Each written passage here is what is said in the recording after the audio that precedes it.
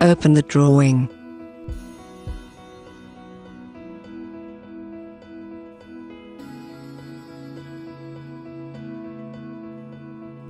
From the Bill of Quantities toolbox, create or open your reference price list or price book.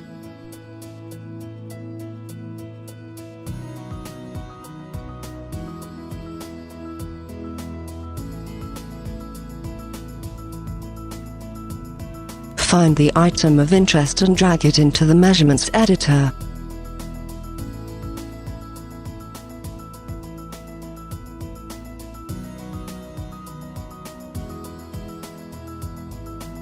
Choose the drawing entity to connect it to and confirm.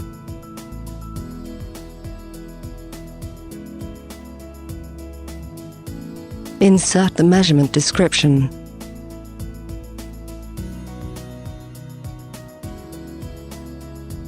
Define variables for the selected entity.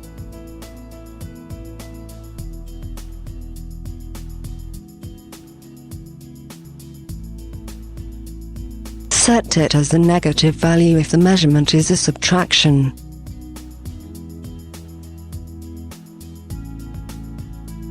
Now click End.